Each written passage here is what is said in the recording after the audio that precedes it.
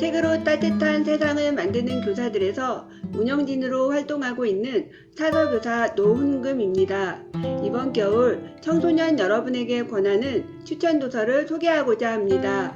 오늘은 문학 분야 2탄을 소개합니다. 시작할게요. 첫 번째 책은 할아버지의 달콤한 유산입니다. 대만 작가가 쓴 소설로 우리나라와 정서가 비슷해서 공감하는 부분이 많은 책입니다. 부모님이 아프실 때 여러분은 무엇을 해드리나요? 이 책에 나온 가족들은 치매에 걸린 할아버지를 위해서 마지막으로 좋은 추억을 만들어 드리기 위해 연극을 하기로 합니다. 평소 갈등으로 서로에게 상처를 주며 지내던 그들이 화목한 척 연극을 하면서 서로에 대해 이해를 하는 과정이 나오는데요.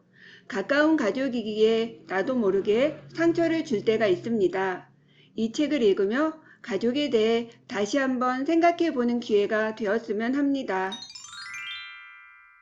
두 번째 책은 귀문고등학교 미스터리 사건 일지라는 책입니다. 김동식 작가님 외에 여러 작가님들이 함께 쓴 단편소설 모음집입니다. 이 책에서는 학교를 배경으로 다양한 이야기가 펼쳐집니다. 갑자기 학교에서 총성이 들리기도 하고요. 의문의 교통사고를 당한 학생을 위해서 진실을 파헤치기도 합니다. 연설을 앞둔 학생회장 후보가 사라지기도 하고요. 현재 우리 청소년들에게 일어나고 있는 학교 폭력이나 가출, 집단 따돌림 등의 문제도 볼 수 있어서 현실감이 느껴질 것입니다. 이 책을 읽으면 학교에서 일어나는 미스터리 사건에 푹 빠지게 될 것입니다. 세 번째 책은 누가 내 모습을 훔쳤을까? 라는 책입니다. 제목만 봐도 내용이 상상이 되시죠? 우리는 어딜 가나 CCTV도 많이 있고 늘 가지고 다니는 핸드폰에는 카메라가 있어서 알게 모르게 사생활이 노출이 되는 세상에 살고 있습니다. 이 책은 한 중학교에 설치한 감시 카메라를 둘러싼 사람들의 이야기입니다. 이 학교에 학생의 안전을 위해 설치한 감시 카메라가 학생을 통제하는 수단으로 바뀌게 됩니다. 학생과 선생님을 찍은 영상이 유출이 된 것이죠.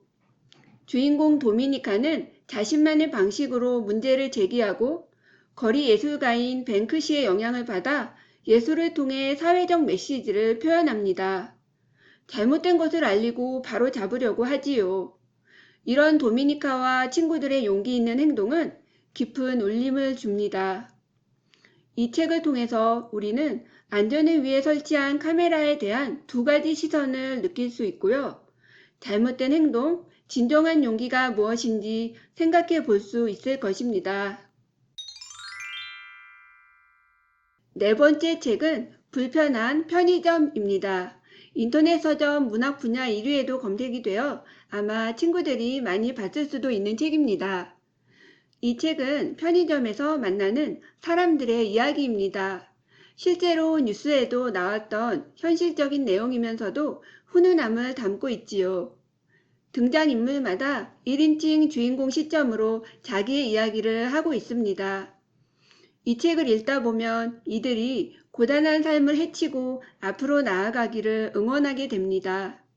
주인공 도꼬 씨는 어떤 사람인지 생각하면서 읽다 보면 은근히 추리소설의 범인을 찾는 기분이 들어서 중간에 책장을 덮을 수 없었던 책이기도 합니다.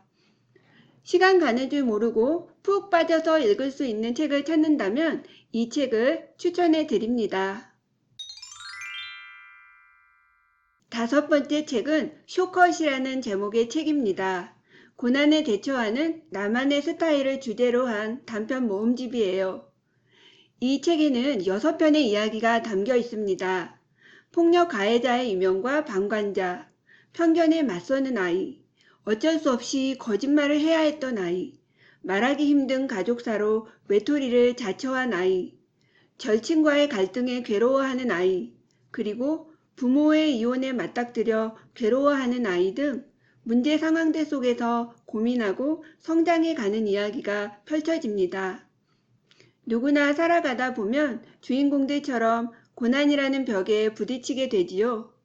이 책 속의 주인공들은 그런 고난을 자신만의 방법으로 해결해 나갑니다.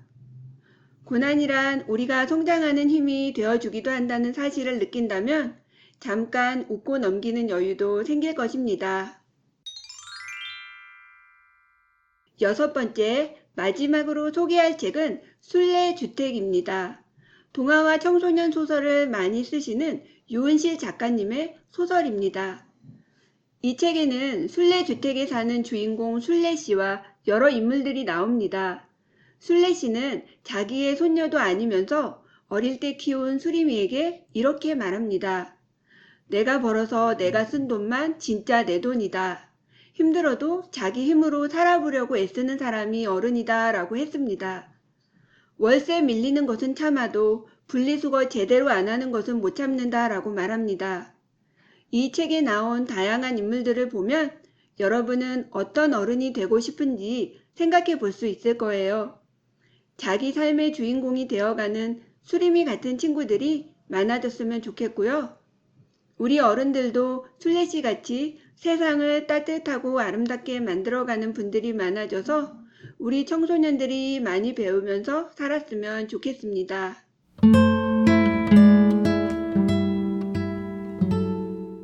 자, 지금까지 책닷의 겨울 목록 문학 분야 2탄 총 6권을 살펴봤는데요. 어떠셨어요? 마지막 3탄도 있으니 기대해 주시고요. 이번 겨울 따뜻하고 감동적인 문학책을 읽으면서 책으로 따뜻한 세상을 느껴보셨으면 합니다.